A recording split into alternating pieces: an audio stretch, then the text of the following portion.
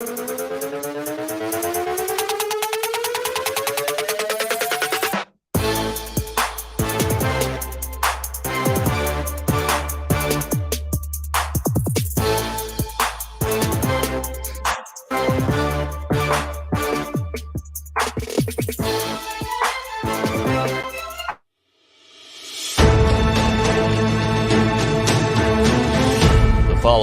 is a presentation of Main Street Media, your source for news, sports, and information on Main Street in Middle Tennessee.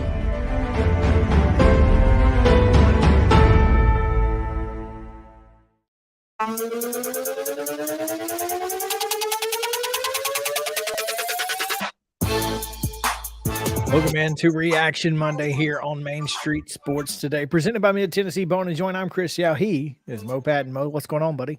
Not much, man. How's your Monday? Oh, my Monday has been fantastic. I started it off this morning when I picked up Charlie. I've tweaked my back and I've been waddling around the house all day. Well, tweaked back notwithstanding, I can beat you because I've been up since 3:15 this morning when I took Jody to the airport. Oh, brutal. Yeah, airport trips are never fun, especially at 3:30 in the morning. Well, never mind. No, they're not. They're not. So I just sometimes you just do things, man. You know. I'll tell you though, the traffic was probably really good at 3:30. It was also really good at 10 o'clock today. We didn't have merging delays in the traffic report this morning. Well, at 10 o'clock? At 10 o'clock, 11 o'clock, we almost always have some kind of merging delays. 65-24 coming into town or 40 and 440. Really? Nothing. I mean, greener than Kermit the Frog. Awesome. Wild. So I don't know what's going on Monday. Maybe folks are already out trick-or-treating. Are y'all going trick-or-treating tonight? No, it's I don't. Charlie doesn't have a costume. Like we haven't done a costume yet because we're a little. Well, yeah. Right now, if we went to Walmart and get her a costume, she'd have to be, I don't even know, probably the dog from 101 Dalmatians or something. Poor thing. She wouldn't have a costume at all. The last pick. This isn't great parenting, Mr. Yao. Look, we don't live in a neighborhood, and I don't know, I'm not going to drive down Lewisburg Highway and just go to every house. Take 3 hours. So I feel like maybe if you don't live in a neighborhood, you probably shouldn't go to a neighborhood and take their candy. I don't know. I don't know the proper procedure. The etiquette. For that. Yeah. That's a good question because I've never not lived in a neighborhood. I should have just came to your neighborhood. That's what I should have done. I should have just came. Well, ideally, you'd be the only one coming to my neighborhood because, as I stated earlier, Jody is out of town, and which means you ain't got no candy. And if you did, you didn't eat it. I'm turning the porch light off and hoping people take the hint. Yeah, turn it off. Oh man, well, it's been a crazy Monday. No doubt there. No doubt. It's been crazier for some than others. Well, there's that, and we're gonna get into it. We've got a jam-packed show: college football reactions from the SEC, from the rest of the country, the Preds. We'll talk a little NASCAR because look, I can't wait till Wednesday to show this clip. So we just got to talk about Ross Chastain ASAP. Talk a little bit about high school football. We're going to get into a lot. So without further ado, we go to the weekend results and today's very, very, very, very, very, very, very, very short schedule on the rundown. This is the rundown. The Monday Rundown is brought to you by Zion Christian Academy. ZCA offers a faith-based, Christ-centered education in Murray County.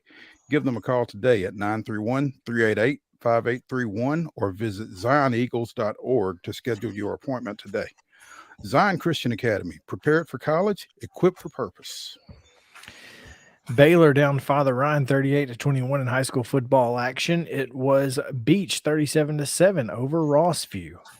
Lipscomb Academy trounced BGA 70-0, and Blackman 26-14 winners over Siegel. It was Brentwood 15, Centennial 9. Brentwood Academy down to MUS 35-7. Ensworth 42-28 winners over Briarcrest Christian, while Cane Ridge shut out Maplewood 42-zip. Chattanooga Central down to Liberty Creek 37-13, while Cheatham County got a 29-9 win over Stewart County. Clarksville defeated Gallatin 28-7. Also, Clarksville Academy defeated Mount Juliet Christian 49-13. Clarksville Northeast got the 35-32 win over Kenwood, while Springfield down Clarksville Northwest 42-0. Columbia Central closed out the year with a 23-14 win over Spring Hill, while Christ Presbyterian Academy blanked Davidson Academy 41-0. Nolensville closed out a 10-0 season with a 21-7 win over Franklin County. That's regular season for the Knights. Franklin Road Academy defeated Goodpasture 45-21. Columbia Academy grabbed a playoff berth with a 14-0 win at Franklin Grace, and Mount Juliet downed crosstown rival Green Hill 26-19. Also in Wilson County, Wilson Central defeated Hillsborough 45-14. Ravenwood down to Independence 38-14. Jackson Central Mary was a 44-0 winner over Republic. Smyrna down John Overton 31-20. It was McGavick 19-14 winners over Laverne. Creekwood shut out Lawrence County 36-0, while Lebanon got a 28-7 win over Warren County. Marshall County down to Greenbrier 28-7, while MBA took care of Knoxville Catholic 56-24. It was McCallie 47, Pope Prep 21, and Pearl Cone 43-2 over Montgomery Central. Mount Pleasant, the Region 5 2A champions, went undefeated in league play after defeating Forest 41-0. It was Nashville Christian 42, Donaldson Christian 7. Oakland with a 49-7 win over Rockvale. Page all over Lincoln County 38-3.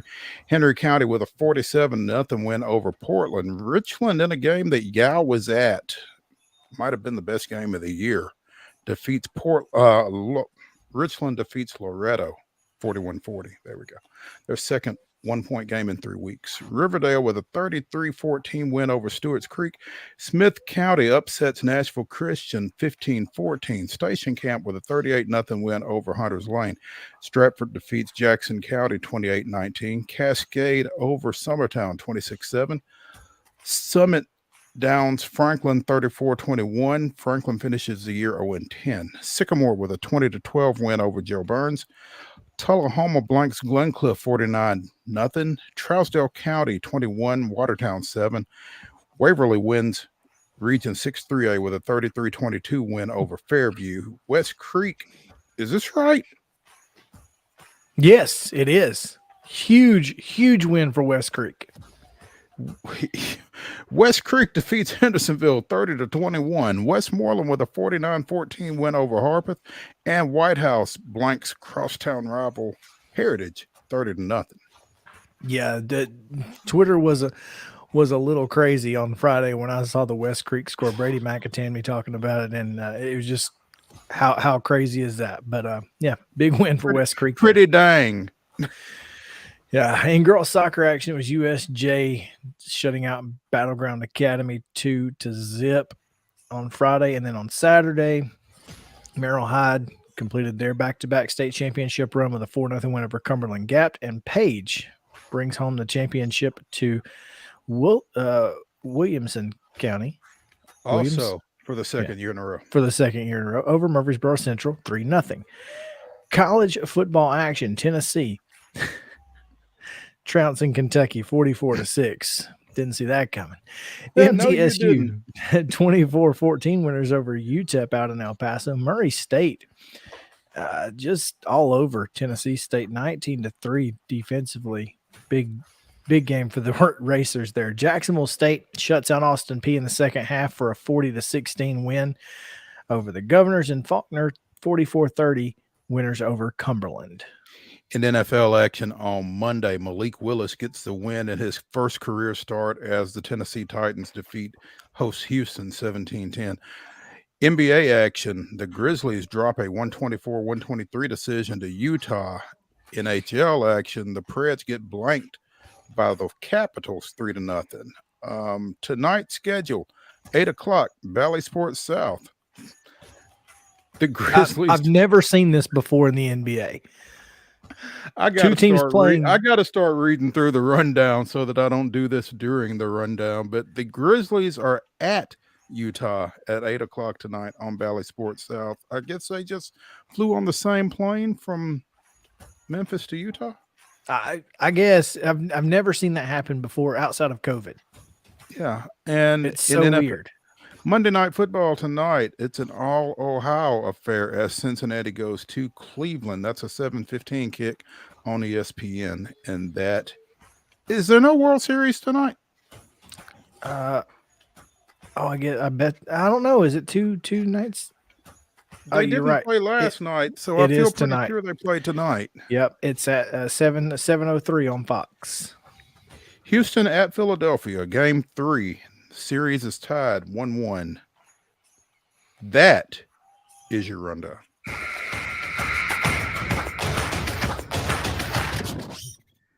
So Mo, apparently Memphis played at Utah on Saturday. So they're playing a 2-game series with a day off in between. I've never seen this before. This is the weirdest thing. So they played at Utah Saturday, and they're playing at Utah tonight.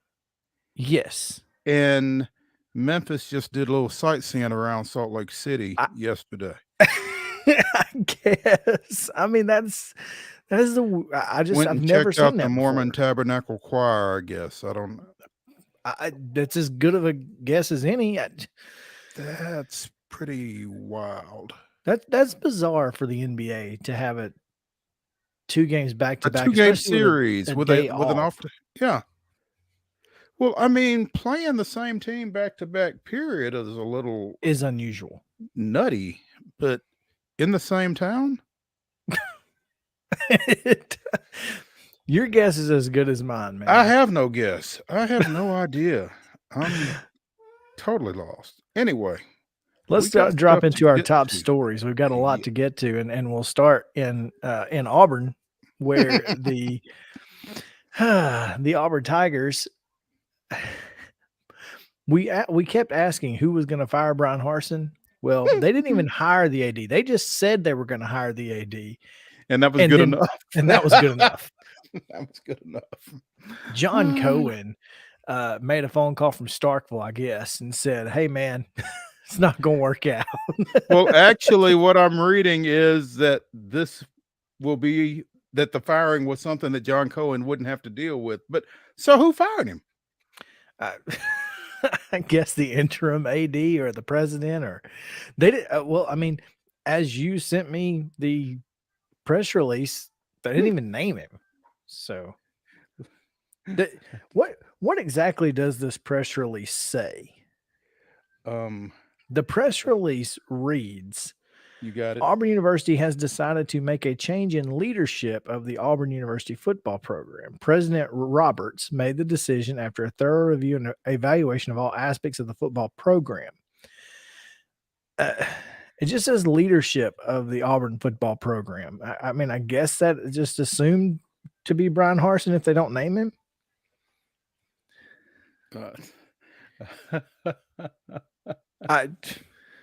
Well, I mean, if Brian Harsin is not the leadership of the Auburn University football program, I don't know who is.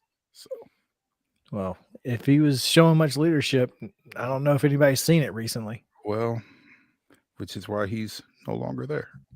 That's why he's looking for. Well, I don't know if he's looking for a job. He's about to get $7.5 million. He may not million. be. He may not be looking for a job.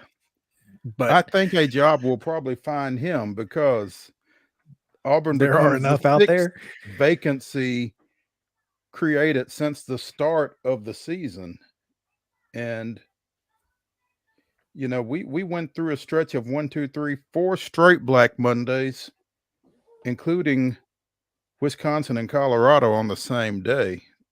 Then we got a little bit of a lull, and I guess Harsin got lulled into a false sense of security because 4 weeks later, the hammer fell there. So he showed up today dressed in costume as an SEC football coach. Well, you know what's funny? Somebody said that Brian Harsin got fired on Nick Saban's birthday, which I guess is better than Brian Harsin getting fired on Brian Harsin's birthday, which is tomorrow. It's phenomenal. I don't know. All things considered, it might have been a heck of a birthday gift. I mean, I'd take 7.5 mil, but I mean, you got to feel like to some degree he was as ready to be gone as they were ready for him to be gone. Oh, 100%. But he wasn't going to tell them that. No. He wasn't quitting. Especially with 7.5 mil due in 30 days and another 7.5 million coming at some point thereafter. Now I know, and again, I understand what must be done eventually, blah, blah, blah. But if he gets a Power 5 job like Arizona or Colorado Arizona State or Colorado or whatever, how bad does that suck if you're Auburn? Because they would have had to pay you a buyout of his contract. And instead, you've now paid $15.5 million total, 7.5 in 30 days. Well, and I wonder if there is any offset language in his contract where if he takes another job, that the other 7.5 million wouldn't be due. Now, this 7.5 that's due in 30 days. I mean, I don't think he's going to take another job in the next 30 days. Kind of like the Butch Jones situation where, he was an analyst, an unpaid analyst in Alabama while we were paying him to. Oh, he was paid. Oh, yeah. Just not by Alabama. Just not by Alabama. Exactly. I wonder that very well could be part of it. It could save out of Lyle Jones Jr. Currently, now he is number 5 on the coacheshotseat.com hot seat rankings, but Harsin is number 2. So I would assume Butch moves up. That's Butch Jones, who is 2-17 at Arkansas State. After falling to what, 1-7 this weekend? It's not good. So I mean, yeah, he's definitely moving up. I'm not surprised by this, obviously. I'm a little surprised by the timing of the situation with hiring an AD. I mean, clean slate, baby. But not forcing John Cohen to deal with this is probably a good thing. Yeah. Clean slate. I mean, yeah, we're going to let you come in without this situation hanging over your head. We're going to let you clean it up, but at least you don't have to worry about the dismissal part of it. Now, what is John Cohen going to do? John Cohen, by the way, a Mississippi State alum who was apparently all but on his way out in Starkville. Yeah. Did not know that. This is he was apparently they basically told him, start looking for other jobs kind of thing. Because otherwise, why would he be looking to leave Mississippi State, right? His alma mater. Right. Former baseball coach there, had some success. So, well, I mean, would this be falling up then? If you were getting ready to be out the door at Mississippi State and you said, oh, okay, let me do this then. Yeah, I mean, very possible. John Cohen, with whom I share a birthday. Didn't realize that. I mean, birth Does he know that? Probably not. Okay. But, born in Tuscaloosa. Getting a little closer to home. Well, or maybe not. Actually, no. Starkville would be closer. No. But interesting that a Tuscaloosa native, Mississippi State alumnus, certainly got ties to the SEC West. Yeah. Seems like a weird guy to call your AD if you're Auburn. I don't know, but well, I mean, what were the options? Well, sure. I mean, there's that. It's just good for John. I don't know who he's going to call. I don't know where he's going to go. Don't know what he's thinking. But having your first order of business as an athletics director being hire a football coach, yeah, seems like your mission should you decide to accept it. Yeah, yeah, it just seems like a lot of pressure in the SEC, especially at Auburn. Yeah, well, in the SEC in general, and at Auburn in particular. I'm just not sure I'd want to deal with it. Well, would you rather deal with it or would you rather be jobless? Because it sounds like those were John Cohen's two options. I guess if those are my options, I'll take the job. There we go. Brian Harsin. So let me ask you: is the 41-27 loss to Arkansas, is that the straw, or was it the stuff that went on last week leading up to the game with them hemorrhaging, transfers because they were refusing the redshirt kids? I don't know. That's a good question. I think it was probably just, the way it was going to be. The last time Auburn lost to Arkansas, they fired their football coach. So who was that? Gene Chizik. Chizik, okay. So, all right. I mean,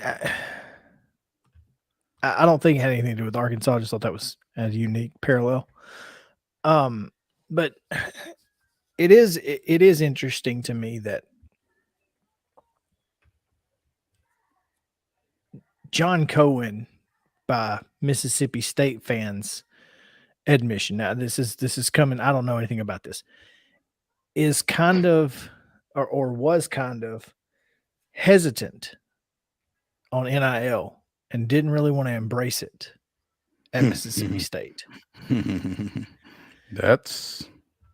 And Mississippi State's pretty well behind the eight ball at this point, because when he did decide to embrace it, he really didn't know what he was doing. And again, this is coming from Mississippi State people. But Auburn is hiring an assistant athletics director to deal just specifically with NIL, because the NIL collective at Auburn is pretty big right now. Like 13.5 million big. Mm-hmm. So is that going to be an issue going forward? Because I guess if John's saying, hey, I'm not going to deal with it, we've got an assistant AD to deal with it, is that the best case scenario for Auburn? I think it absolutely is. I mean, I don't know that you can necessarily expect any leader to be great at everything. Sure. But if that leader is willing to acknowledge what he's not great at and put some people in place that are, and I kind of think that's the epitome of leadership. This isn't my thing, but I'm not going to let the fact that I personally am not great at it make us be deficient at it. We're going to get somebody in here that knows this stuff, and we're going to let them handle it. And I think that's a great thing. And it might have been the thing that kind of sold Auburn on him, or maybe that was something that Auburn said, we know that this isn't your thing. We're going to get somebody to shore this up because we've got to be active. And he was like, absolutely, sounds good to me. If I ain't got to deal with it. Yeah. By all means. Sure. Have at it. I mean, let me know what you're doing, but no, I ain't. My feelings ain't hurt. Exactly. Yeah. Brian Harsin, not the only person to be dismissed from the program today in the SEC. Veteran Florida linebacker Brenton Cox Jr. has been dismissed from the team. Billy Napier announced on Monday. This comes moments after Napier confirmed it moments after Brenton Cox went to Twitter and said, this is not true. Well, apparently Napier didn't inform him, but that he was no longer part of the team. But did in fact tell the media that it was time to move on from Cox and said it was a cumulative effect that led to Cox's dismissal. Cox appeared to punch Georgia running back Kenny McIntosh after McIntosh scored a touchdown in the fourth quarter of Sunday's loss to the Bulldogs. A redshirt junior, he led the team with 8 tackles for loss, and in 8 games, he has 35 tackles, 2 sacks, and 9 quarterback hurries. He began his career at Georgia before transferring to Florida under Mullen, and so. How much eligibility does he have left? He's a redshirt junior, so I would assume just 1 year, but this is a guy who was potentially into some had solid draft stock, but not now. Well, the draft stock is declining, Mr. Cox. Sorry. Meanwhile, Brian Harsin is not the only college football coach in Alabama who lost his job this weekend. As Tuna, as you like to refer to him. That's right. The University of North Alabama dismissed Chris Willis, who led the Lions through their transition from D2 to FCS. North Alabama got off to a 1-7 start in this, his 5th year. 2017 was his first year. They went 5-5, 7-3 in 2018, then 4-7, 0-4, 3-8 last year, and again 1-7 this year. Not sure who they lost to this weekend to get to 1-7, but apparently Central Arkansas. But Central Arkansas is good. Yeah, well, apparently that was something up with which the North Alabama leadership could not put. So Chris Willis is gone. Ryan Held, who was the OC, will be the interim. Not only was he the OC at North Alabama, but he actually came from, he was former assistant coach and player at Nebraska. Mm-hmm. Yeah. Willis has spent, according to Football Scoop, Willis spent the past 2 decades on the UNA staff in various capacities. So, goodbye, Chris. We barely knew you. Man, he's not the guy who's going to take them to that next level. He got them to there, but he's not going to get them to the next level. Yeah, and sometimes that happens with guys who have been at the school, in the program for an extended period of time like that. Sometimes you just need a different voice. Well, and sometimes you need someone who understands recruiting for the higher level. This is a guy that's recruited for D2 for 2 decades. Yeah. And so, it's a little different. You need a higher caliber player. Yep. So anyway, we have just completely top storied it all the way to the second break of the day. Yep. So we'll take a. I think it kind of needed it though. No, absolutely. I'm not. I just can't believe we took 30 minutes to get to it, but that's all right. We'll take our first break of the day. When we come back, we'll talk more SEC football, but from the weekend. So stick around here on Main Street Sports Today, presented by Mid Tennessee Bone and Joint. Back after this.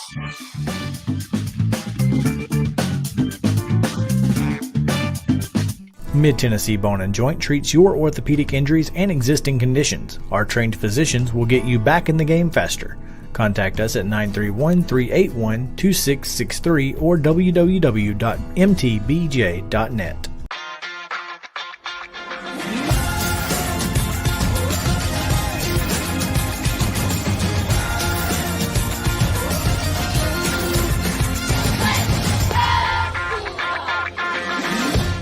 Hey folks, while we take a quick break from the show, I want to tell you about our friends over at Custom Stone Handlers in downtown Columbia. Ed Rich and his team at Custom Stone Handlers believe in leadership. And outside of the military, our greatest leader building platform is sports. Custom Stone Handlers proudly encourages young people to get in the game.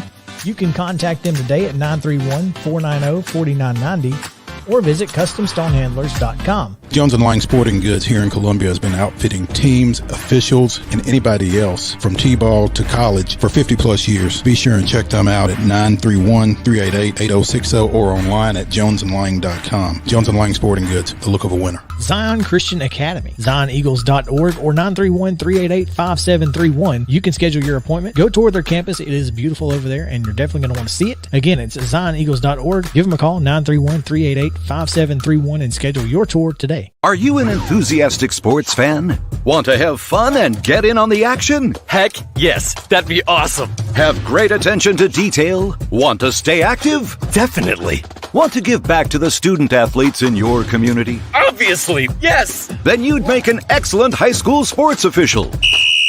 We need more officials in Tennessee. Because with no high school officials, there are no high school sports. Sign up today at highschoolofficials.com. Mid-Tennessee Bone & Joint has been the official sports medicine provider for Maury County Schools for more than 40 years. We specialize in orthopedic injuries, and our Ortho Quick walk-in service lets you bypass the ER. Visit us online at www.mtbj.net.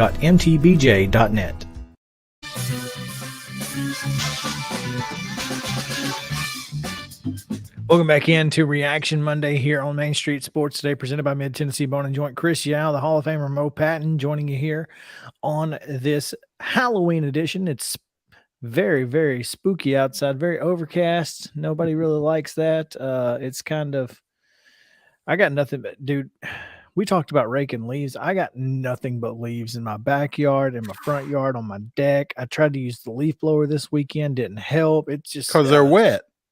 Well, I got out there before it rained on Saturday and tried to spray them off, and the leaf blower eventually just died. That's how many leaves are on my deck. So I had to plug it back up. Leaf blower threw up the white flag, huh? And I'm done. I'm done. I'm done. It's a fall situation we find ourselves here on this this Nick Saban birthday. One of my friends, 68, 71. Well, yeah, exactly. One of my friends actually dressed up for Halloween as Nick Saban, and his girlfriend dressed up as oatmeal cream pies. And that is a phenomenal couple's outfit. I'm just saying.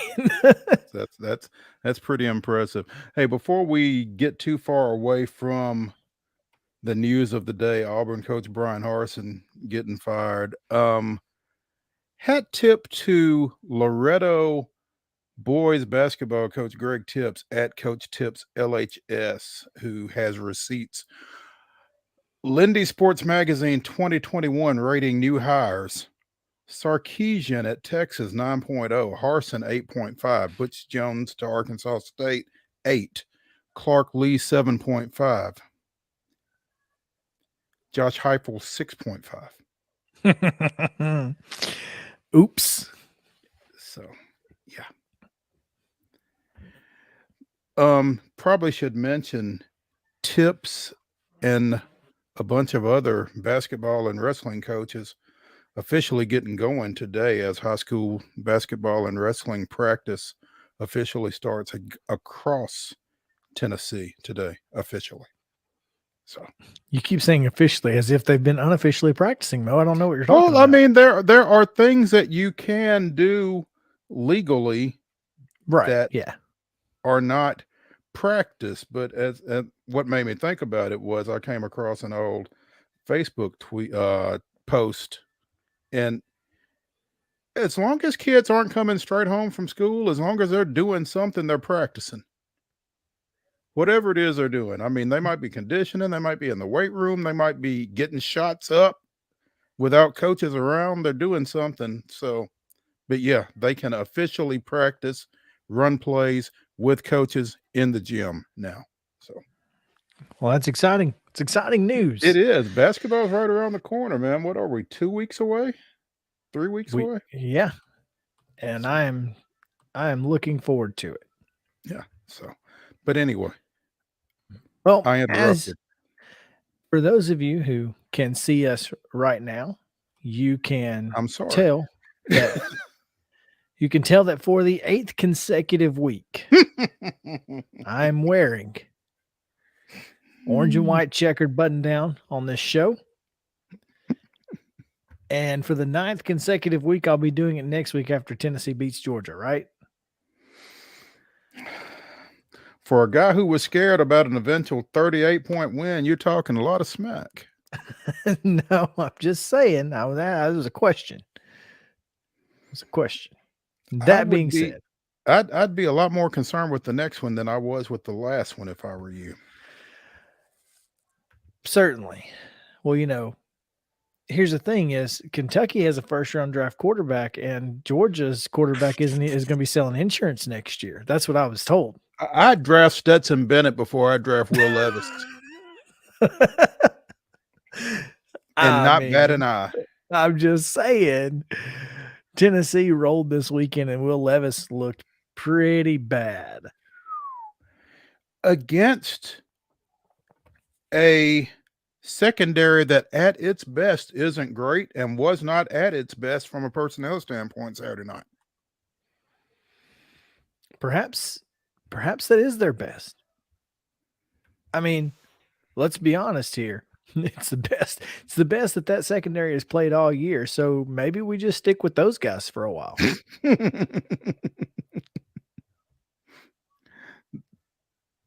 Just a thought. It's a thought, and it's not a bad one. I mean, listen, we talked with John Clay. This Kentucky offensive line is putrid, and Tennessee's front seven dominated it, and that's how you win football games. You can't be a good quarterback if you aren't protected long enough to be a good quarterback. And he just wasn't. And I'm not saying that Will Levis, is what is it that makes him, according to Pro Football Focus yesterday, the number 3 pick in the 2023 draft? I mean, is it arm talent? Because I mean, his interceptions got to the defensive players pretty quickly. Yeah, I mean, yes, I think talent, his arm talent probably has more to do with it than anything. He can make some throws, but his long throws, there should have been a pick 6 on one of those from the outside hash. I don't remember, he threw it to the left sideline and Tennessee defender just straight dropped it. And it was a pick 6. It was going for 6. And, I don't know. Much like Anthony Richardson, we've been saying this all year. We don't see what they see in Will Levis. Now, I don't scout professional football players for a living, but perhaps some of these folks shouldn't be scouting pro football players for a living because I just don't see it. And now, look, I'm not trying to toot my own horn, but kind of have to in this situation. I was on the Bailey Zappi train and thought he was a guy who could play at the next level. And clearly he's at least on the same level as a guy who was picked in the first round in Mac Jones, if not better. I mean, potentially. I'm just saying that Will Levis is not going to be a franchise quarterback at the next level. He's just not.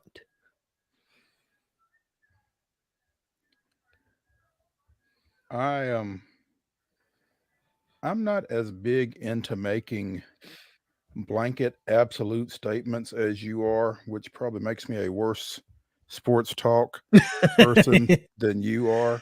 You got to say it with your chest, Mo. Well, I don't like being wrong is my biggest thing.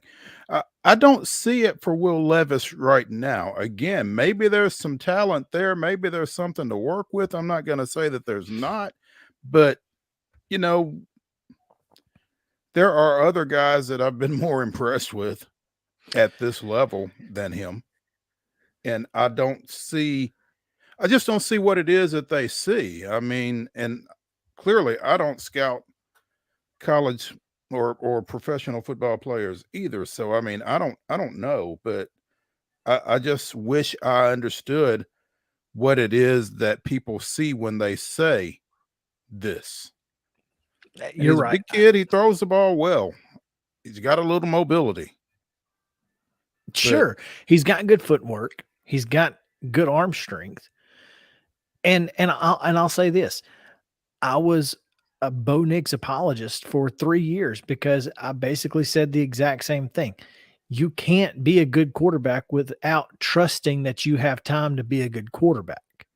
That's one of the things that makes Tennessee so good offensively is that their scheme allows their quarterback to not have to worry about it. Now, also, they've got a very talented and very experienced offensive line at Tennessee. So that makes a big difference too. Hendon Hooker can sit back there and feel comfortable. Kentucky has neither. They don't have a good scheme and they don't have a good offensive line, which does not bode well for a quarterback, no matter how good you are. Nope. I mean, that's just that. Those are the facts. And you're watching Bo Nix. You're watching Bo Nix right now be the Bo Nix I've always thought he could be because 2 reasons. 1, Pac-12 defensive lines aren't that good. And 2, his offensive line is not so bad. So to me, it just feels like this is kind of that. And perhaps he will be able, but here's the thing is if he goes number 3 overall, he's not going to be behind an offensive line that's any good in the pros. That's kind of the reason they're number 3 overall. That's why it's number 3. Yeah, exactly. Yeah. So, you find yourself in this is a Justin Fields situation. I mean, Justin Fields has had to make his success in Chicago because of this same issue. So, look, Will Levis may be a solid pro quarterback, but I don't think he's any better than Mac Jones, either collegiately or professionally. Well, I mean, Mac Jones was the greatest thing since sliced bread this time of year ago, right? Well, just like Will Levis, right? But I mean, he was with the Patriots doing it though. I mean, I don't know what necessarily has happened with him all of a sudden. Maybe the book got out on him. I don't know. It's just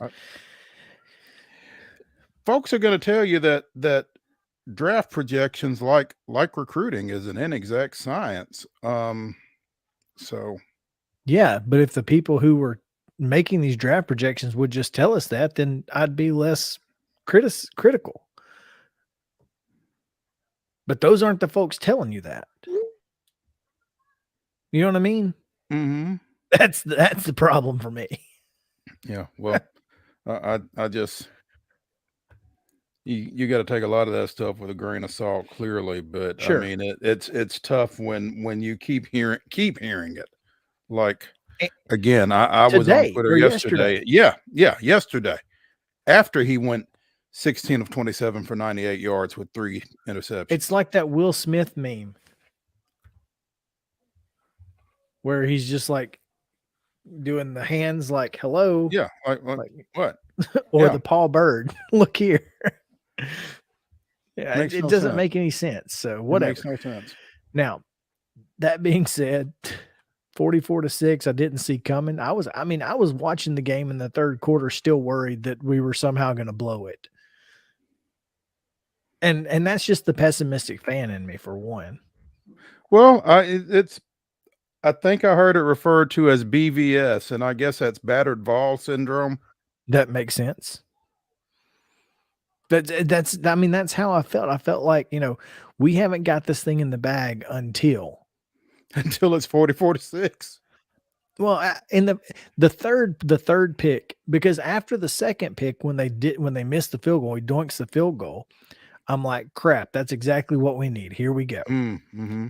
And then you get a pick on the next drive. I was like, okay, this over. We won. I don't know why it was. I don't know why it was the third pick. I don't know why it wasn't just, well, we missed a field goal, not a big deal. We're still going to win this thing handily. But the third one, I was like, crap, this guy can't make a play. He can't make a play. And Robinson was out. And I think Mark Stoops was probably saying about the same thing. Crap, this guy can't make a play. So, and then the third interception where he runs back on the field thinking it's going to get overturned, and then and then he had to make the walk of shame. Yeah, that was funny. that was funny. That was funny. We're getting this ball back. No, you're not. And I thought it was the right call too. I mean, the ball did bounce, but it bounced off his arm. Mm-hmm. Never hit the ground, so it was a good call. Oh man, good day. Good day. Here's my question. How is Jalen Hyatt getting so wide open?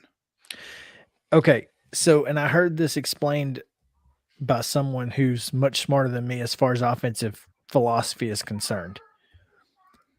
What they do tempo-wise with the different formations forces you to have to communicate quickly. Mm-hmm. And it's very difficult to communicate as quickly as Tennessee is able to snap the football. You're talking, 8-9 seconds between plays. Mm-hmm. And when they make certain adjustments, like simply moving Cedric Tillman to the outside, putting Hylett in the slot, it creates a completely different coverage. So you go from being, in a cover 3 where you're covering deep thirds, or maybe you're going from, instead of a cover 2 with Hyatt on the outside, you think you need to go to cover 3, and they didn't make the communication quick enough. So they didn't go to cover 3. So the outside guy sticks with Tillman going over the middle, and Hyatt just runs to the pylon for a touchdown because it was supposed to be cover 3 instead of cover 2. And nobody was really was able to communicate it quick enough. So apparently that's part of it. I don't know, but it's always 5'11". Well, and I think that's the scheme. I think that's the point, is you want Hyatt no matter what running the deep route because he can outrun everybody. Well, I mean, if you go back to the LSU game, it was the same situation. He was the guy that was just running wide open and nobody around.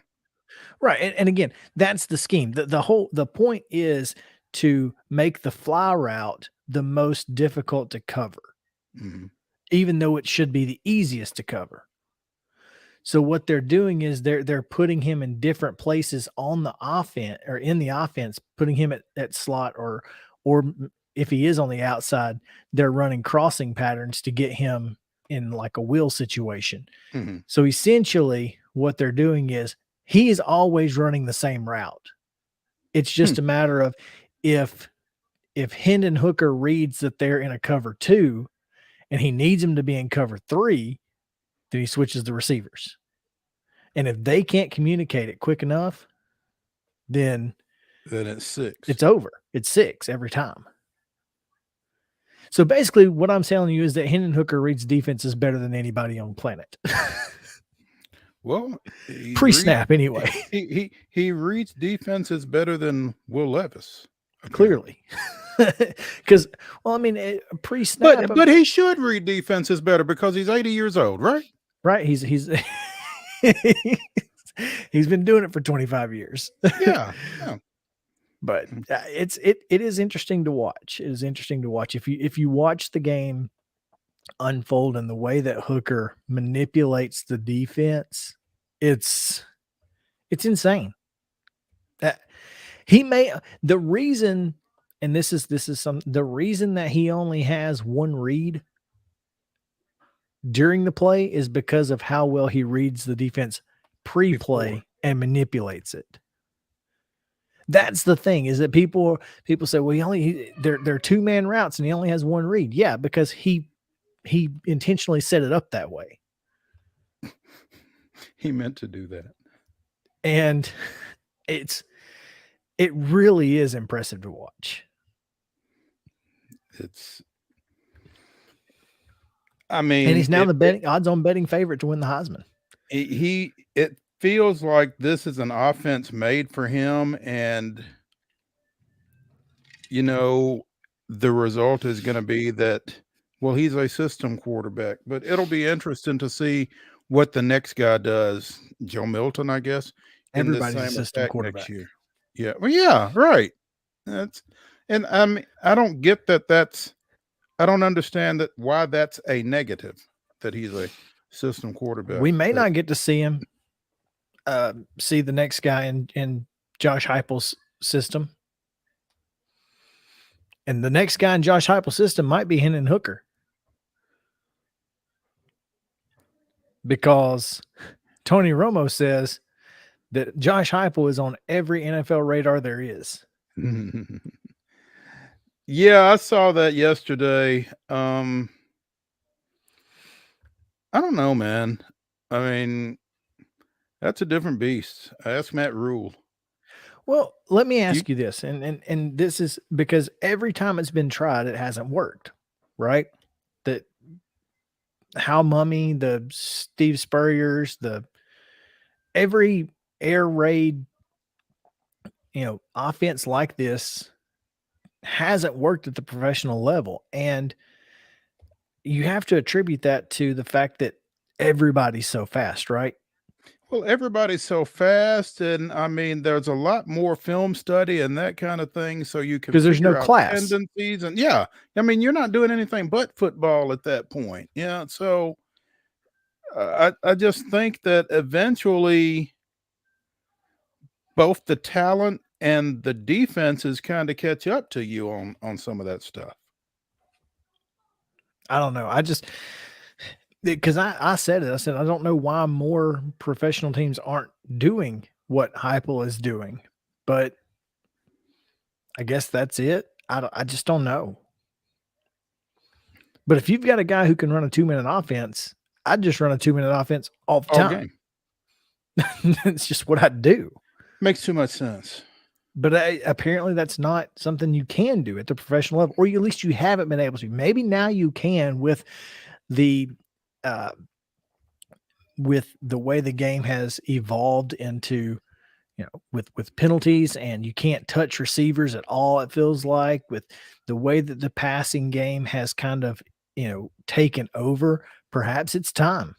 I don't know. I'd be interested to see it. It's an interesting thought. But I don't want to see it with Josh Heupel. Can we get somebody else first? Yeah. Somebody else do that. Let somebody else do that. Yeah. Georgia pulls away late to beat Florida 42-20. Yeah, what was it? It was 28-10 at one point, and then Florida scored twice and got it down to 8. Yeah, it was 28-20. And then Georgia pulled away, like you said. And as good as Tennessee looks, Georgia just looks like they're on a different level in every aspect to me. At times. Well, yeah. But maybe they've not looked like that for 60 minutes because they haven't had to. Well, I go back to Kent State and Missouri, and I know it's Kent State and Missouri, and maybe they were just overlooking them or whatever. Mm-hmm. But, I Florida, they won them. Whatever you're going to say. I mean, the bottom line is they won both those games, and right. But what I'm saying is, and I just don't think, and we're going to talk about this ad nauseum, I'm sure, but I just don't think they're going to lose focus against Tennessee the way it appears that they did against Kent State or Missouri, because I can't imagine either of those teams was doing anything schematically that was giving Georgia problems. Missouri certainly has some kind of scheme giving somebody problems, including Shane Beamer. Oh. But well, I mean, if you want to compare Georgia and South Carolina, okay. But no, I'm just saying that was really more of a segue than but no, you're right. It's Georgia. Georgia's not, they're going to be prepared. Okay. The fact is they're going to be prepared as much as you can prepare for an offense like Tennessee's. You have to prepare for Tennessee's defense. You have to prepare to outscore them.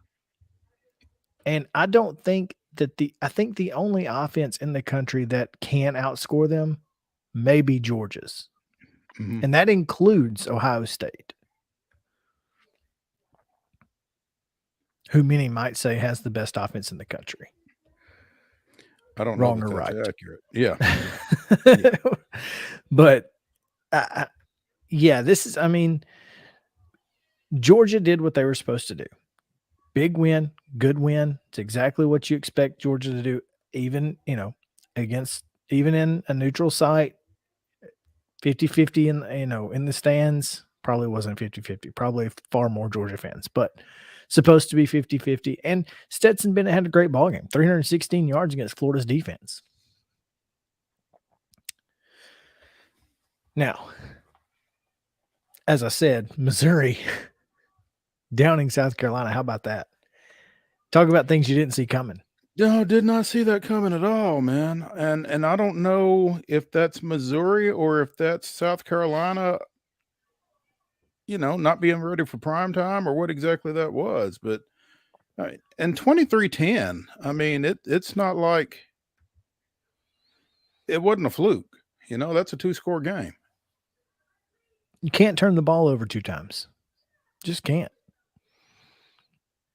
And that's what they did. I mean, if you look at both of these teams, and again, South Carolina was ranked, and I said this last week, they were 5-2, but they hadn't beaten anybody. Their 5 wins were all pretty pedestrian, pretty low level football teams that they were beating.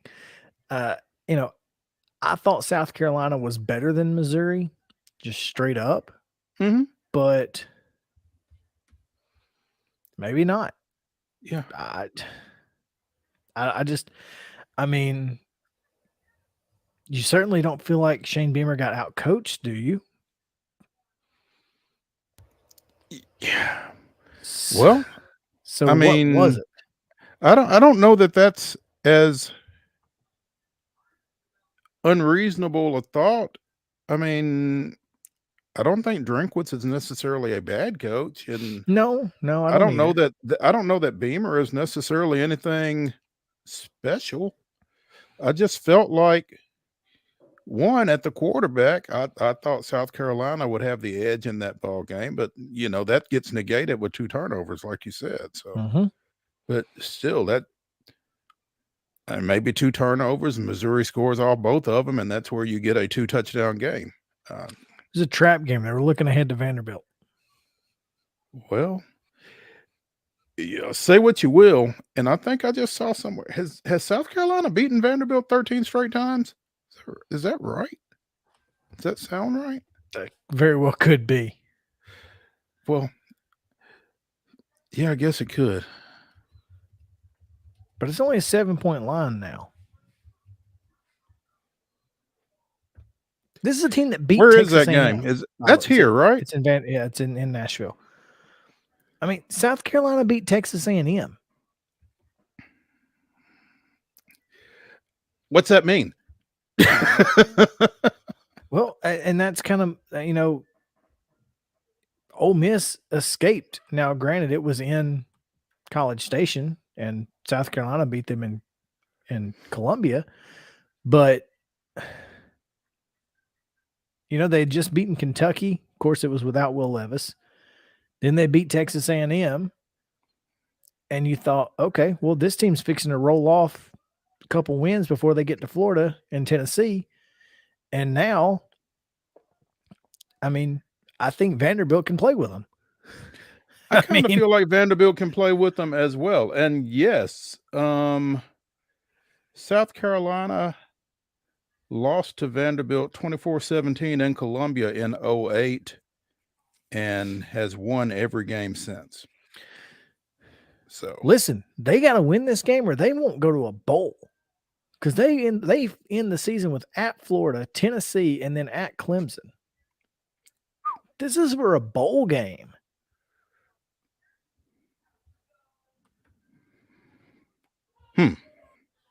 Yeah.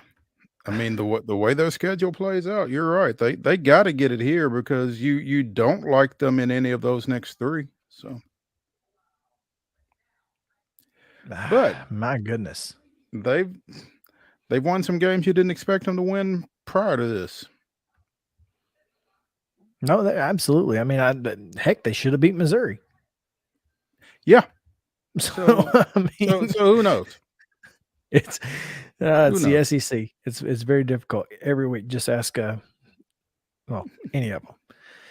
All right. Well, we've got about 30 minutes left. We got a couple things we want to get to, so let's keep going. We'll take a short break. When we come back, we will move on to we'll move out of college football for a little while. We can talk about plenty of college football tomorrow because the college football rankings, the inaugural rankings for the season, will come out next or tomorrow. So we'll talk plenty of college football tomorrow. So we'll just move on to the Titans and move around professional sports, because we'll go from preps to pros here on Reaction Monday. Stick around. Main Street Sports Today, presented by Mid-Tennessee Bone and Joint, returns after this. This is Chris Yao with Main Street Sports Today. Every show, Mo Patton and I welcome friends from all across the sports landscape, from high school coaches and reporters to national, college, and pro sports personalities. You never know who might stop by for a chat. AP Tennessee Sports Editor, three-time Tennessee Sports Writer of the Year 2020 TSWA Hall of Famer. She covers the Titans, the Predators, the Grizzlies, college football, and hoops. Please make welcome Teresa Walker. Former University of Tennessee, former Team USA Olympian, ex-Cy Young Award winner, R.A. Dickey. R.A., did I miss anything? Man, that was sweet. Yeah, I need to listen to that before I go to bed every night. That was nice. Has 5 sports Emmys. That's not bad for the other guy in Wham, Ryan McGee. The other guy in Wham married the best looking girl Bananarama, so the other guy in Wham had a pretty good life. From preps to pros, we're taking on the sports topics you care about. Tune in across Main Street Media social platforms at 2 p.m. or on demand on your podcast distribution platform of choice.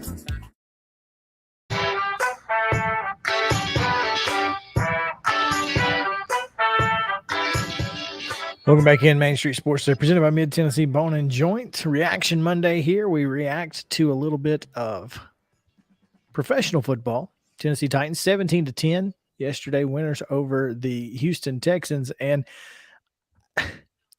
Joe Rexrod, friend of the show, tweeted, "Is this the most deceiving score in football history?" History is a long time, but it certainly is deceiving. I mean, what did they score? 30-something seconds left to make it 17-10? They scored with, I think it was 17 seconds left. Like it was late. It was terribly late. And doubled their, or not, they had more yards on their final drive, 90, than they did the entire game heading up to that point, which is why I was very angry, because I was just rooting so hard for them to be held under 100 total yards. Well, that's just mean. I know, but I couldn't help it. I mean, how many times does that happen in pro football? Yeah, not very. And yes, 17 seconds. When they scored on a 3-yard pass. Insane. But look, Jeffrey Simmons was a madman yesterday. An absolute madman. On a bum ankle. I'm sure you saw the play where I guess he got credited with the tackle, but I'm not sure he should have, because he just threw an offensive lineman into Pierce. And Pierce went down. Pierce gets the handoff. Next thing he knows, he's getting hit with the back of his own offensive lineman. And I'm like, what just happened? And then I realized that Simmons just he couldn't get there, right so he just threw the guy into him. So hey, you do it. You know? Just insanity, man. Yeah. And he did all of this again on a bum ankle. I don't know how bum that ankle was. I mean, clearly not too much. Because he was getting it done all game. Yeah, no question there. Kudos to him. If the ankle was bad, he played through it. But no, I kept him out of practice all week. So whatever that means. But look, the Titans, and you said it all week, if you're going to have to play a game with your backup quarterback, this is the one to do it in. Because one, Derrick Henry, by the way, and you got to love this. If you don't love this, I don't know what you're doing as a Titans fan. Derrick Henry becomes the all-time leading touchdown scorer in Titans/Oilers history in Houston. That's phenomenal. He also tied OJ and Austin Peterson with most 200 rushing yard games, and he's done it 4 straight times against the Houston Texans. Yeah, I think the Texans are probably going to try to kidnap him the next time they get ready to play. Yeah, can we make sure that guy's not playing, please? You know what's the movie Celtic Pride? Is that what it is? Yes. Oh, that was such a good movie. Yeah. Dan Aykroyd. Yeah, I mean, you got to do something because this guy's shredding you, and I would think that was part of the thought process going into this ball game. I mean, certainly the Titans coaching staff is smarter than I am, but again, you've got a guy that's averaged 200 yards against the team. When is there a better time to go with a rookie quarterback? Here, give it to this guy. Now, and Dontrell Hilliard had a couple of 83 runs. He had 83 yards. Yeah, 83 yards at a couple over 20. I mean, it was just disgusting to watch, to be honest with you. I mean, and look, Malik Willis is not ready. Anybody who said he was or said he could somehow take the starting job and never look back had no idea what they were talking about, because anybody with eyeballs watching Malik Willis practice knew he wasn't ready, but he did exactly what you needed him to do. He didn't turn the ball over, and he gave you additional options if necessary. He was Luckily, not necessary. Didn't work. Wasn't necessary. He wasn't as dynamic in the run game as I had anticipated him being. I don't think they tried to make him too dynamic. But I think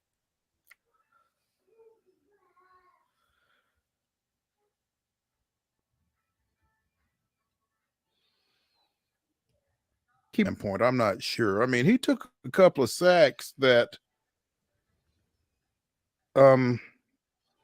were probably related to a lack of protection as much. And I think if that gets cleaned up, he has a better performance. And again, not sure what you would have expected out of him, but aside from the one interception, he took care of the ball. And no one interception was bad. Don't get me wrong. The one interception was bad.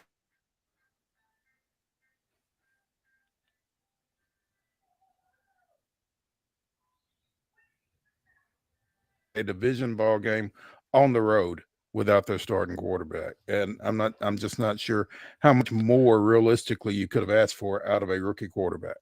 On the road. A lot of Titans fans in the stands, as they were showing quite frequently on television.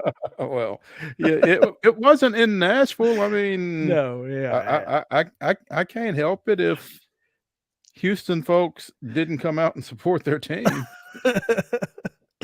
No, look. Malik Willis he's not going to be the starting quarterback going forward. You know, it's when Ryan Tannehill returns. That's just not going to happen right now. No. Is he going to get better? Absolutely. If he ever fixes his footwork, he's going to be almost impossible to stop. Mm-hmm. But the interception was far more due to footwork than it was arm strength. I mean, if you go back and watch where his feet were when he throws that football, he looks like he's throwing it like this with like shoulders square. So it's just it's not it, and that was the problem, and is what it is. Look, and trust me, Titans receivers are not getting separation from anybody, including Texans defenders. So I don't really know what else Cody Hollister, that's the guy. I mean, I'm a little surprised he completed 6 balls, to be honest. So, well, 3 of them were to Derrick Henry, weren't they? And they were out of the backfield. He dumped a couple off to Henry. I'm pretty sure Henry had 3 catches. Not just one for 9. Robert Woods had 2. Hilliard had 1. That's what it was. He dumped it off to Robert Woods on the when it got tipped. The ball got tipped. Yeah, he was rolling to his left and just kind of dumped it to the line of scrimmage, and the ball got tipped. Woods come up with it and got a first down. yeah. We'll take it. Listen, all I'm talking about, I need the dub. I needed a dub. Now, and this you got week, it. I need Ryan Tannehill. I don't think we can do this against the Kansas City Chiefs. No. So 17 points isn't going to beat Kansas City. No, it's not. I mean, so I don't care how well you're playing defensively. You're not holding Kansas City to 17. I would like to point out that Philadelphia and Houston play on Thursday. The over-under for first half points for Philadelphia is 13.5. I would bet almost every penny I have that the over is going to hit in that. Yeah. You said first half? First half, 13.5 points. I mean, so you don't think Philadelphia can score 2 touchdowns and get 2 extra points in the first half against Houston? I mean, apparently Vegas doesn't. I do. Well, where does that number come from? Yeah, I mean, I would bet everything I own that they're going to cover that. Well, I think you should. Tennessee and Kansas City's Sunday night game, by the way.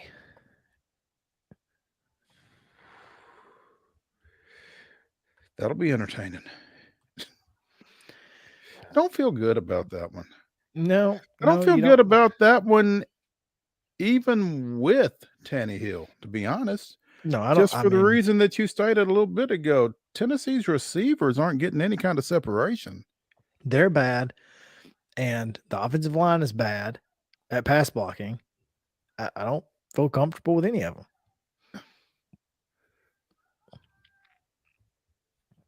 It is what it is. I'm glad that Malik Willis got some time. I'm also glad that I'm not glad that he played the way he played. I'm glad that other people will shut up now about benching Ryan Tannehill for Malik Willis. I mean, you couldn't have watched that game and thought, okay, this guy's the better option. Not right now. So hopefully, if nothing else, it will end that.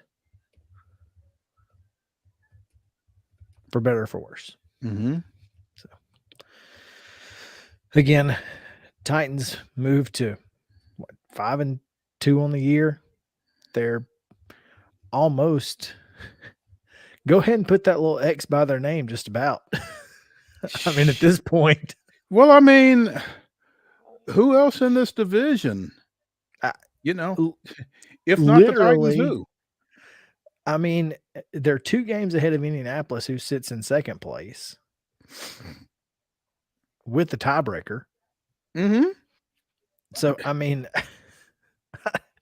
Yeah, I don't know. Jacksonville's terrible. clearly. If anybody watched them on Sunday morning, I did. They were awful. Trying to throw the ball first and goal from the 1. What are we doing? Doug Marrone should have been fired right then. Literally, right then. Fired. Because apparently he calls plays. I didn't know that. Oh, really? Yeah. The former head coach is now the play caller? He is the head coach, is he not? Marrone? No.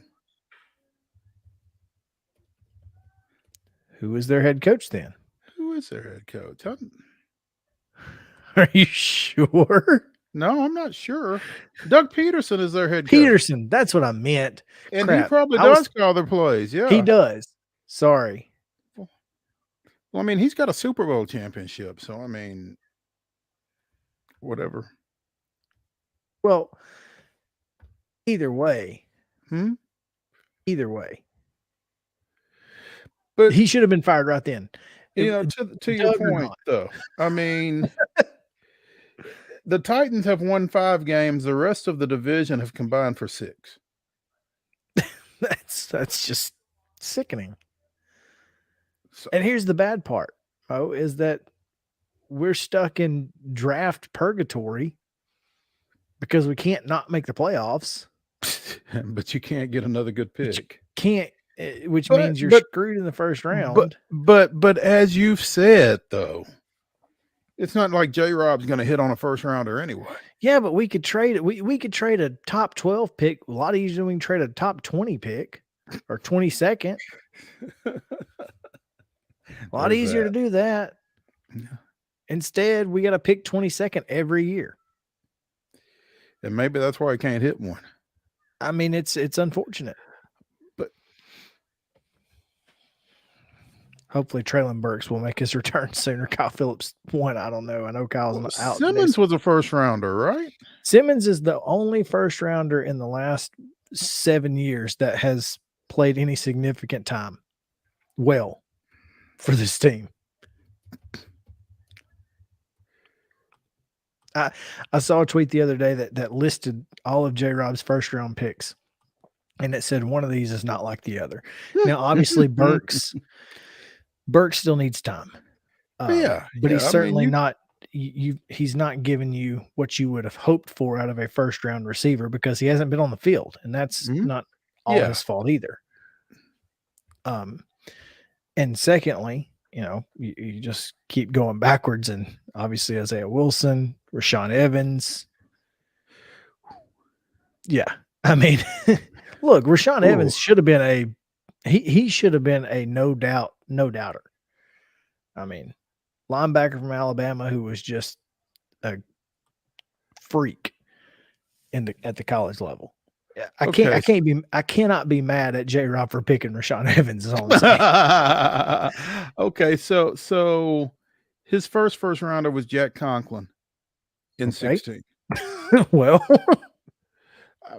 he was okay. I mean, compared to some of this list, I mean, he was certainly serviceable, and then he left. He's at Cleveland now. Corey Davis, Conklin was the 8 pick in the 2016. Corey Davis, they got with the number 5 pick, and Adoree Jackson with the 18 pick in 2017. Rashaan, okay, I'll give Adoree Jackson. That's a solid pick. Okay. Evans went 22nd in 18. Simmons went 19th in 19.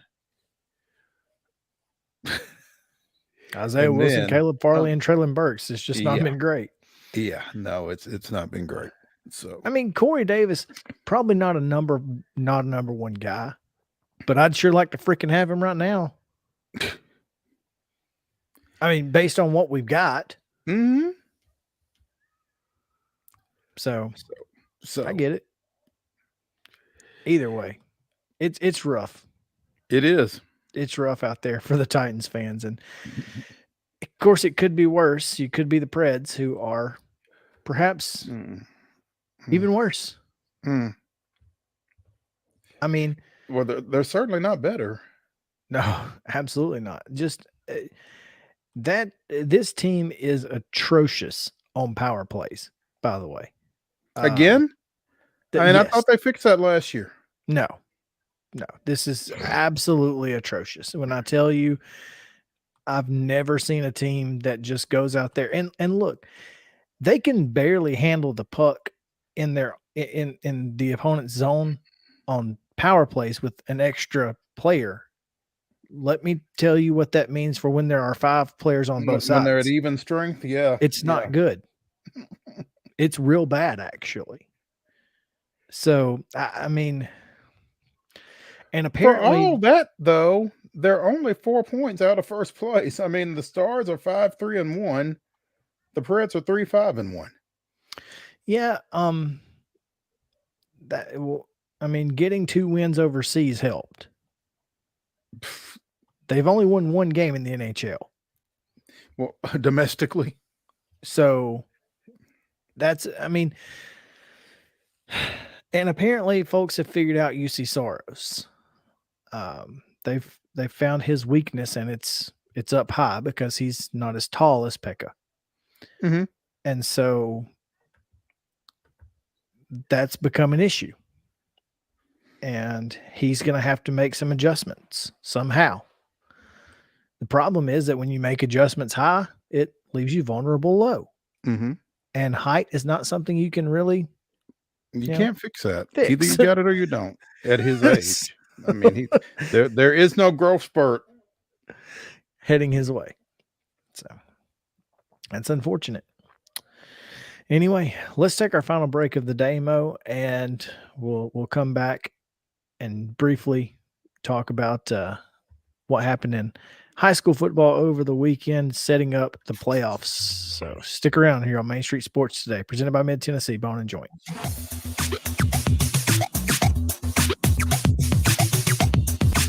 Mid-Tennessee Bone and Joint treats your orthopedic injuries and existing conditions. Our trained physicians will get you back in the game faster.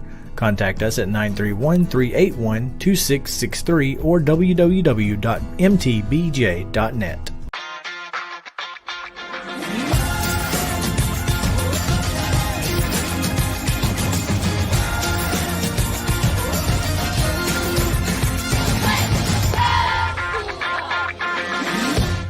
Hey folks, while we take a quick break from the show, I want to tell you about our friends over at Custom Stone Handlers in downtown Columbia. Ed Rich and his team at Custom Stone Handlers believe in leadership. And outside of the military, our greatest leader building platform is sports. Custom Stone Handlers proudly encourages young people to get in the game.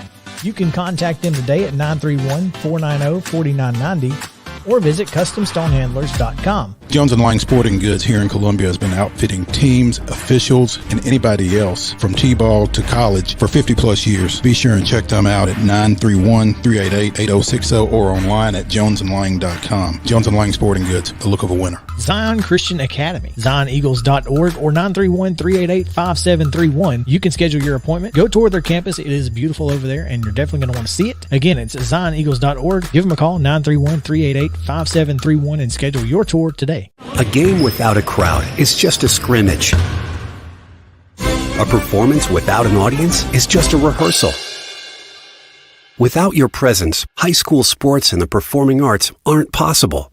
Ensure that these essential extracurricular activities continue to enrich the lives of students in Tennessee. Purchase a ticket to your local high school's game or performance. This message presented by the TSSAA. Mid-Tennessee Bone and Joint has been the official sports medicine provider for Murray County Schools for more than 40 years.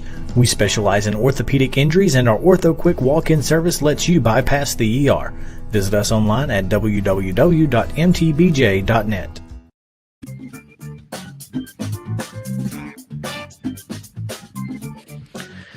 Final segment of the day here on Reaction Monday, reacting to a little bit of high school football from over the weekend. Region 7 6A, Mo, got a little crazy.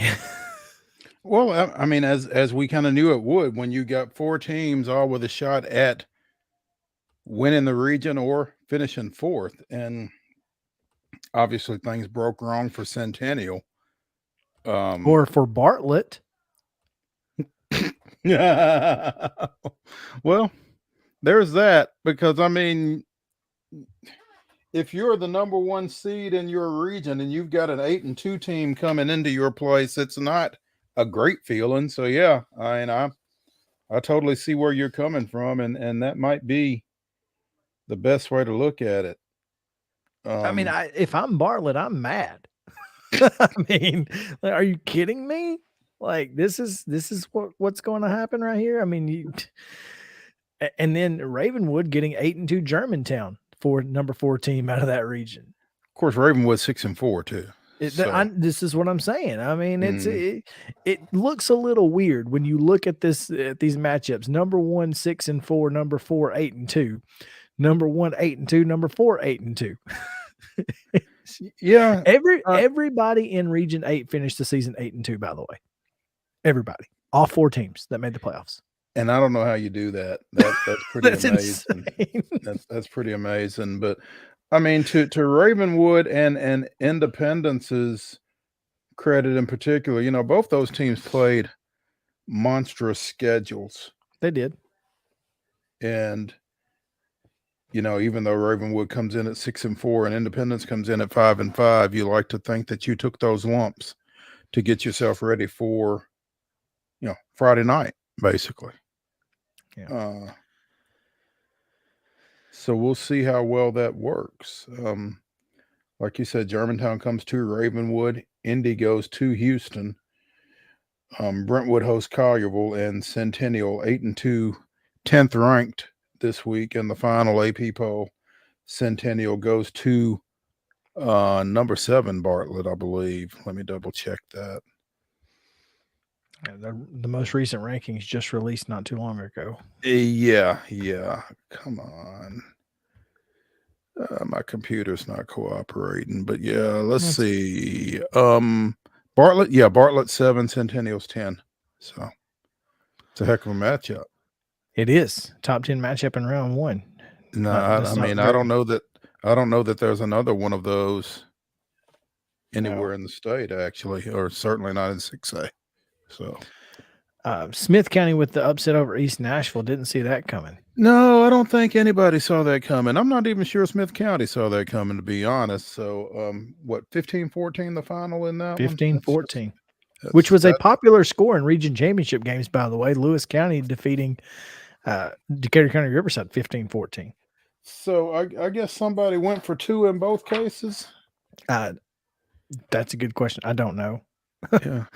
But that means that, you know, Loretto is going to go to Riverside, and that's not. I don't think Loretto is a team that Riverside necessarily wants to see either. I mean, Loretto only lost to Lewis County 28-13, and that was early in the year before they really kind of got their groove going. Yeah, I mean, you can speak to this better than I can because you've seen them more recently. I saw Loretto twice, probably in the first half of the season against Mount Pleasant and then against Summertown. But their offense, man, with Carter Daniel at the trigger, I mean, he's thrown for 2,100 yards and 17 touchdowns, and they've got some receivers. And you hear a lot about Caden Porter in the running game, but Jaden Schultz he's the guy. He's a nice number 2 back for sure. Jaden Schultz he's the key. I'm telling you, because he's kind of the north and south guy. Mm-hmm. And I saw him push 3 Richland defenders for an extra 3 yards. And well, I mean, he's got Richland's fresh legs, and he's got fresh legs when he comes in there because Porter hounds you. I mean, what did he have? 30 carries the other night for 284? Right. But I don't remember what Schultz had, but you know, it looks like he's at top speed as soon as he takes the handoff. He's going to be a key. I'm telling you, he's going to be a key. If I'm Riverside, I'm worried. 4-6 Loretto doesn't that record is not indicative of this team. I promise you. Yeah. I don't think it is either. And then opposite that game, that winner gets Mount Pleasant, Scotts Hill. Yeah, Mount Pleasant, Scotts Hill, which Mount Pleasant's already beaten Scotts Hill, what, 43-0 back in week 2? I don't think it was nothing. Well, was it 43-2 then? No, I think there was I don't remember. It was either nothing or 2. They beat East Hickman by 2. I thought they gave up a defensive touchdown or something late. I don't remember. Yeah. But, anyway, I couldn't tell you because Max Preps has it as a forfeit. Anyway, so that right there tells you what you need to know about Max Preps. But the other side of that bracket is Adamsville at Richland. Adamsville 5-5, Richland 8-2, following that 41-40 win over Loretto, and then Cascade goes to Lewis County, the Region 6-2A champ. Lewis County 9-1, Cascade 6-4. So. We're going to be talking about the playoffs pretty much for the rest of the week. Obviously, on Thursday we will get deep into it, where we talk pretty much all preps all day long. So if you're looking to get a little preview of the playoff action coming your way here in high school football, Tennessee high school football, we're going to have plenty of it this week, so make sure to stick with us. Again, we'll react to the rest of college football tomorrow. We'll preview what we think the college football playoff rankings might look like. We'll have a lot more, including Top 5 Tuesday and Chip Walters on his trip back from Rose's Cantina. Glad he made it back. Felina did not whirl and keep him there. Sad day. He'll be back with us tomorrow as well. So all that and more on Main Street Sports Today, presented by Mid-Tennessee Bone and Joint. But for now, we say so long. Toodaloo. Tomorrow, 2:00. See you then.